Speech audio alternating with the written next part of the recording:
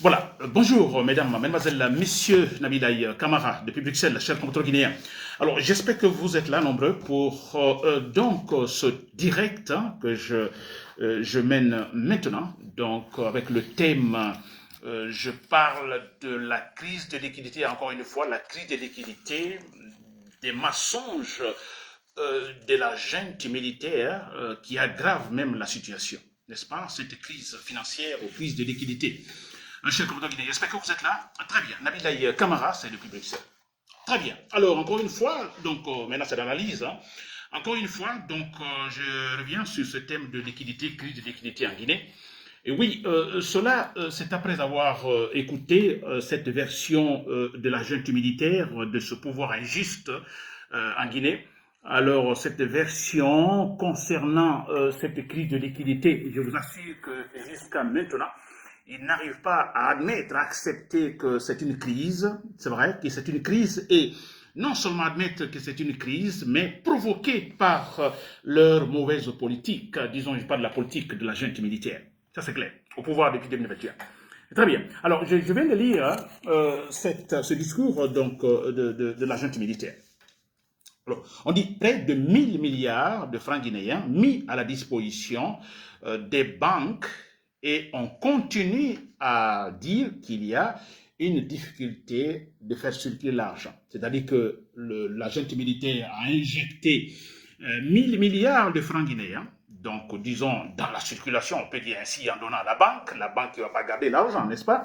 Donc en injectant 1000 milliards dans la circulation, vous voyez. Alors, mais ils disent qu'on continue à dire qu'il y a difficulté de faire circuler l'argent. Et là, le même communiqué qui, là, impérativement, en disant, c'est que l'argent est quelque part.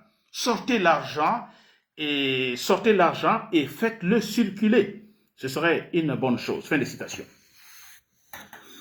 Vous l'avez suivi, c'est quand même incroyable. Hein? C'est quand même incroyable. Il y a une crise donc de liquidité, crise financière. Le pouvoir dit, bon écoutez, nous avons injecté de l'argent, 1000 milliards dans la circulation, nous avons donné 1000 milliards aux banques pour effectivement essayer, vous voyez, d'assouplir, en fait, de façon de mettre fin à cette crise, parce qu'on se dit, il n'y a pas de billets, vous voyez, en circulation, vous comprenez? Alors, finalement, il n'y a pas l'effet. Il n'y a pas l'effet. Des 1000 milliards sont donnés, mais toujours, donc, la crise continue. On se plaint qu'il n'y a pas l'argent. N'est-ce pas? Et très bien. Et qu'est-ce que le pouvoir dit, la junte militaire dit? Écoutez, nous avons fait ce qu'il faut faire. Alors, et vous dites qu'il n'y a pas l'argent dans la circulation. Écoutez, c'est parce que vous gardez l'argent. Faites-le circuler, s'il vous plaît. Faites-le circuler et vous verrez. Tout ira bien. C'est quand même incroyable. C'est maintenant les citoyens, les déposants, disons les investisseurs, les citoyens qui doivent débloquer la situation. Ils ont de l'argent, ils doivent débloquer. C'est quand même, c'est-à-dire, c'est toujours à l'envers, tout est à l'envers en Guinée. J'ai jamais vu ça. Mais écoutez, je dis bien, ils n'arrivent pas à reconnaître d'abord la crise, et ça c'est un problème. Alors, si vous ne reconnaissez pas la crise, mais alors comment pouvez-vous étudier le problème et trouver en fait une solution? C'est là le problème. On pense que le problème toujours c'est au niveau des citoyens. À leur niveau, non. Mais ça c'est clair. C'est quand même incroyable. Alors voilà ce qui se passe. Ils ont injecté, moi je dirais ainsi, injecté 1000 milliards, n'est-ce pas, dans la circulation, où ils ont donné 1000 milliards aux banques. Alors, aux banques, effectivement, de jouer le jeu comme ils le font, effectivement, et en donnant de l'argent aux investisseurs ou en donnant l'argent, effectivement, parce que les déposants, les gens ont l'argent en banque. Alors, quand vous venez en banque, voilà, vous prenez votre argent, c'est votre argent, n'est-ce pas? Et très bien. Mais voilà ce qui se passe. Parce que c'est quand même, si nous suivons la logique de raisonnement, c'est très terre à terre, s'il vous plaît. Nous suivons la logique de raisonnement. Alors, je dis bien, parce qu'ils ne trouvent pas la cause. Moi, je dis plus mille fois, la cause, c'est leur mauvaise politique. La cause, leur mauvaise politique. La cause, parce qu'il y a la barbarie en Guinée. La cause, parce qu'il y a, en fait, cette peur, la terreur en Guinée qui effraie les investisseurs, qui effraie, en fait, l'argent. S'il vous plaît, l'argent a peur de bruit. Ne l'oubliez pas. C'est ça. N'est-ce pas? Alors bon voilà, suivant leur logique, hein, ils disent, la gente dit avoir donné 1000 milliards donc aux banques, Mais que après, acquise, la gente acquise, non, mais nous avons fait, mais écoutez, l'argent, vous bloquez l'argent, c'est vous qui gardez l'argent. Faites sortir l'argent, s'il vous plaît. Mais prenons la cause. Moi, je dis la cause ici, c'est la terreur. La cause, c'est qu'il n'y a plus de confiance. Et le ça, certains même l'ont dit. Donc, du pouvoir, il n'y a pas confiance entre les citoyens, entre les déposants et les banques, entre les déposants et la banque, et plutôt le gouvernement. En fait, la junte militaire, vous comprenez, qui, en fait, utilise la mauvaise politique. Donc, cette cause est là. Pourquoi le déposant, celui qui doit déposer l'argent, ou pourquoi est-il parti retirer tout son argent? Ou pourquoi hésite ou hésite-t-il à aller déposer son argent? Ça, c'est là, parce qu'il s'est dit, bon, écoutez, je n'ai pas confiance. Vous comprenez?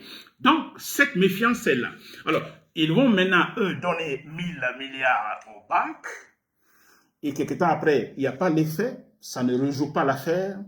Mais écoutez, c'est simple. Les 1000 milliards qu'ils vont donner, en fait, aux banques, qui utilisent cet argent?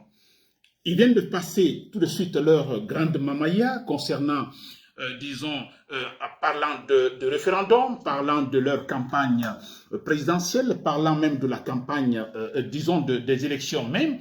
Mais écoutez, combien de milliards ils ont donné pour cela aux gens, pour la campagne, par-ci, par-là. Combien de milliards? Et combien de milliards le gouvernement débloque par mois, s'il vous plaît, par mois pour les militaires? Je disais hier que dans une dictature, tous les efforts fournis à 80%, c'est pour garantir le pouvoir du dictateur.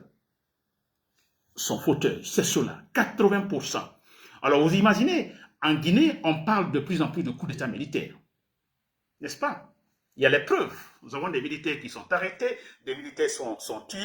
Le cas le plus récent, en parlant de Toumba Diakité et tant d'autres. N'est-ce pas? Donc le pouvoir même est convaincu qu'à tout moment, un coup d'État est possible. Quelqu'un peut, ici, dans la foulée, tirer sur le président. Mais voyez comment Mamadou Mouya est entouré. N'est-ce pas? Il y a la peur. Et quand il y a la peur, donc, disons, il n'y a pas de fumée sans feu, n'est-ce pas? Il y a la peur parce qu'ils savent que quelque chose peut à tout moment se passer. Et ça signifie quoi? Alors, il faut donner beaucoup d'argent. Il faut faire plaisir aux militaires. Beaucoup d'argent sont débloqués.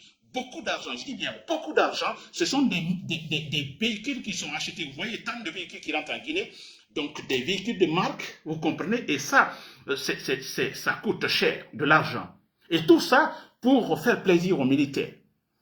Donc, je dis bien, par mois, ce sont des milliards qui sont donnés, des milliards qui sont donnés aux militaires, seulement aux militaires. Alors, ces gens-là vont injecter 1000 milliards, ou donner à la banque, aux banques 1000 milliards, pour essayer de mettre fin à la crise. Mais l'argent va où? L'argent est allé tout simplement dans cette campagne, toujours pour la sécurité du président. L'argent est allé où? Mais c'est aux militaires, s'il vous plaît. Maintenant, regardez, les militaires reçoivent l'argent. Ou ceux qui battent campagne pour le président, ils reçoivent l'argent. Où vont-ils dépenser cet argent, s'il vous plaît? Vont-ils garder ça? Non, ils vont aller dépenser cet argent. N'est-ce pas? Soit en achetant des services ou en achetant des biens. Le problème c'est là. Donc l'argent, 1000 milliards donnés aux banques, l'argent ne va pas rester là, l'argent va sortir. Parce qu'on ne dira pas que l'argent a été donné aux investisseurs, donné... Écoutez, non, l'argent, tout ça utilisé pour payer. Et c'est ce qui est grave. Quand il y a l'argent dans la banque et l'argent est donné pour payer, seulement payer, il n'y a pas de retour, l'argent n'est pas donné pour investir pour produire des biens et services, non. Mais écoutez, c'est du gaspillage, tout simplement. Alors, ce militaire qui reçoit cet élément des forces spéciales bien payé, qui reçoit, disons, 10 millions de francs guinéens par mois, ou même plus, vous comprenez. Mais écoutez, le monsieur, il va acheter des biens et services. N'est-ce pas? Et l'argent est parti. Et quand l'argent tombe dans les mains de qui? C'est ce citoyen qui vend le service ou qui vend un bien. Et une fois il a l'argent, disons un commerçant, il a l'argent, qu'est-il va-t-il faire? Va-t-il déposer ça, l'argent qu'il a, il va-t-il déposer ça en banque? Il ne le fera pas. Il n'y a pas la confiance. On revient au manque de confiance. Il n'y a pas confiance. N'est-ce pas? Et tout le monde se comporte ainsi. Même le fonctionnaire qui reçoit l'argent, le fonctionnaire, il est payé son argent. Écoutez, il préfère donc garder. Il ne va pas déposer en banque parce qu'il se dit, mais écoutez, je vais déposer 2 semaines après, j'ai besoin d'aller retirer quelque chose, je ne pourrai pas là-haut. Donc il va garder ça à son niveau et l'utiliser en achetant des biens et services. En attendant donc la prochaine paye. N'est-ce pas? Alors finalement, les 1000 milliards, ouais, petit à petit, tout va sortir. Il n'y a pas de rentrée. Mais écoutez, ça n'a aucun sens, s'il vous plaît.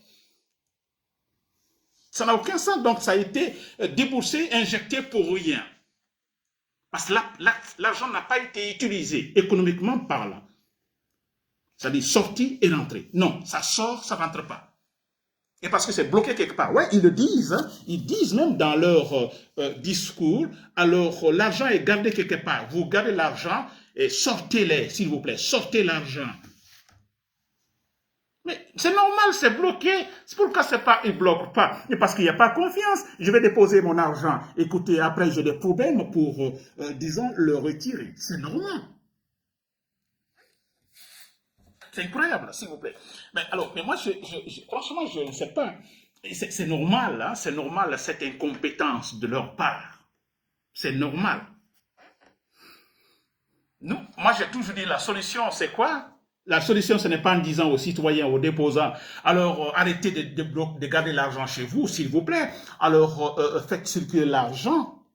Non. Le problème, c'est quoi? C'est la bonne politique. Parce qu'ils n'ont pas une politique saine, une politique respectueuse, une politique honnête. N'est-ce pas? Et c'est là le problème. Mais on dit, je le répète encore, ce n'est pas moi qui le dis. En fait, faites-moi une bonne politique, je vous ferai une bonne économie, s'il vous plaît.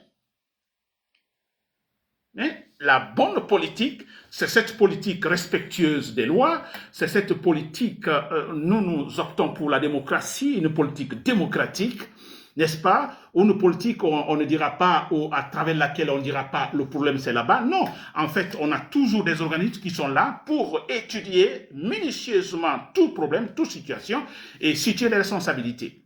N'est-ce pas? Et dans une situation où nous avons des structures politiques totalement responsables, il est question de la structure politique exécutive, structure politique législative, structure politique donc judiciaire, séparées. Et quand il y a un problème, des organismes sont là de façon automatique pour étudier les problèmes et voilà, situer les responsabilités et trouver les solutions. Ça, c'est quand on est dans la démocratie. Dans la dictature, non. Tout le monde a peur. Même le ministre qui sait qu'il voit le problème, il sait c'est là le problème, mais il ne peut pas dire la vérité parce qu'il faut sauver le fauteuil du président, de leur chef. Il faut penser à son chef, sinon il va perdre son poste. C'est clair. En disant la vérité, vous perdez votre poste. Et c'est ça la dictature, s'il vous plaît. Parlez bien du chef. Jetez des fleurs sur le chef. Il y a un problème, on se tait, on ne le dit pas. Voilà, on fait autre chose. N'est-ce pas? Et la crise, elle est là, pratique. Mais écoutez, les gens en souffrent, mais ça c'est vrai. C'est comme toi Guinéen, n'est-ce pas? Donc des mensonges qui aggravent la situation. Parce que si vous ne dites pas la vérité, vous ne reconnaissez pas qu'il y a crise, et donc les solutions trouvées ne sont pas adéquates, parce que vous êtes totalement, disons, vous allez de travers, mais écoutez, ça s'aggrave. Et ce qui se passe actuellement, et ça continue à s'aggraver, parce que la cause, je l'ai dit, c'est la terreur, et cette terreur, ça s'augmente, s'il vous plaît. Imaginez maintenant, on parle maintenant de cas de Toumba Diakité, et beaucoup qui étaient, en fait, j'ai lu beaucoup de discours actuellement sur les réseaux sociaux, beaucoup qui avaient en fait une certaine, disons, qui gardaient de l'honneur, du respect à l'égard de Mamadi Doumbouya, alors sont tous dessus, ils disent, mais écoutez, ça ne va pas, j'ai vu des gens qui supportaient bien Mamadi Doumbouya, qui me posent des questions, Nabila, je suis vraiment très déçu, mais où va la Guinée? Vous voyez? Donc, ça veut dire quoi? Donc, la terreur gagne du terrain. Ce n'était pas seulement du côté des opposants, mais également dans le camp de ceux-là qui, en fait, supportaient Mamadi Doumbouya ou supportent Mamadi Doumbouya. La terreur s'installe, et puis voilà, chers compatriotes guinéens. Voilà. Donc, chaque fois, si vous l'avez remarqué, quand je parle de la crise de liquidité, alors à la fin, je donne, tout simplement, je fais passer ce message. En m'adressant toujours à tous les déposants, tous ceux qui déposent leur argent en banque et qui voudraient déposer leur argent en banque. N'est-ce pas? Que ce soit les fonctionnaires, les investisseurs, tous. Ne le faites pas. Si vous le faites, vous perdez. Si vous déposez votre argent, n'est-ce pas? Le pouvoir, si vous prenez le budget guinéen actuellement, donc il y a plus de sorties, beaucoup plus de sorties que de rentrées. Alors il faut payer cher les militaires. Alors parce qu'il a peur, si les militaires ne sont pas récompensés, ils ne sont pas dans un confort, vous comprenez, très pratique, alors un soulèvement est possible à tout moment. N'est-ce pas? Alors, si vous déposez votre argent en banque, l'État viendra tous demander l'argent à ces banques primaires. S'il vous plaît, passez-nous l'argent. Et puis voilà, c'est pour payer qui? Pour payer le salaire des militaires, des soldats. N'est-ce pas? Vous perdez après, si vous voulez partir retirer votre argent, parce qu'il n'y en a pas. Et le grand problème, c'est ça. En fait, si nous prenons les investisseurs étrangers, n'est-ce pas, ou les organisations internationales financières, alors qui, en fait, hésitent de donner l'argent à la Guinée. N'est-ce pas? Vu la situation politique. Non, mais c'est très clair. Vous comparez la Guinée au Sénégal, la Côte d'Ivoire, même le Libéria, Sierra Leone ou le Ghana, non, c'est encore plus facile pour ces pays d'avoir également, en fait, de l'aide financière ou des dettes, de pouvoir avoir des dettes et payer certains projets. La Guinée, il y a l'hésitation. Vous voyez un pays donner de l'argent à la Guinée, écoutez, parce qu'il y a un intérêt beaucoup plus pressant. Je prends le cas, par exemple, de la Chine, qui exploite actuellement des mines en Guinée. N'est-ce pas? Pour ces raisons-là, va peut-être donner de l'argent à la Guinée. Et cet argent qui est donné, tout de suite dilapidé aussi, s'il vous plaît. Nous sommes dans la dictature, vous comprenez, à 80% des efforts, prenons politiques et financiers, c'est pour garantir le pouvoir du dictateur. C'est tout, chers compatriotes guinéens. Et nous sommes dans la démocratie. Vous voyez, ils vont assassiner la démocratie, ils vont assassiner ce qu'on appelle, alors, disons, le libéralisme politique, le libéralisme économique. N'est-ce pas? Et comme autant de structurés, les gens avaient moins de besoins. Vous pouvez voir un fonctionnaire avec son complet kaki. Pendant un mois, il porte, il reporte. C'est ça, il porte. Il va laver et reporter la même chose. Un kaki, généralement blanc. N'est-ce pas? Donc les besoins, non pas parce que les gens n'avaient pas besoin, mais il y a une obligation du niveau de l'État, alors vous faites comme ça. Et voulez-vous arriver à cela, à un tel régime, chers compatriotes guinéens? Je pense que non. Alors, pour le moment, nous avons dit, nous allons combattre Amadou Mouya par tous les moyens. Moi, je propose, vous le savez, toujours la méthode forte, comme eux, ils l'utilisent, donc les militaires utilisent la méthode forte pour imposer leur politique. Nous passons également par la méthode barbare pour évincer Amadou Mouya, n'est-ce pas? Mais, entre autres aussi, il y a, avec cette crise de liquidité, nous pouvons également agir, n'est-ce pas? Nous pouvons agir. Comme ils dilapident donc l'argent, comme ils ont une mauvaise politique financière, alors nous, citoyens, nous qui déposons de l'argent, nous refusons de déposer. Nous gardons cet argent à la maison, nous ne l'utilisons pas ou nous ne le mettons pas dans le circuit formel, mais dans un circuit peut-être informel. Entre nous là-bas, gardons l'argent, mais pas à la banque. Vous mettez à la banque, vous perdez. Vous perdez parce que je vous dis, à tout moment, alors Mamadou Mouya est parti. Ça c'est clair et net. Et là c'est fini, c'est la paix totale. Et vous le savez très bien. Après chaque coup d'État en Guinée, c'est le chaos. Vous le savez. Là, ça l'a compté. Après, c'est quoi? C'était un chaos. Dadis Camara, après, c'était un chaos. Alpha Condé, qui n'était pas un militaire, mais compte tenu de sa politique, disons, malveillante, que s'est-il passé? Ça terminé par un chaos. Mamadi Doumbouya, ce sera un chaos. Et chaque fois qu'il y a un chaos, vous connaissez les conséquences politiques et financières. Voilà. Nabil Camara, depuis Bruxelles, merci pour le coup. Bon week-end.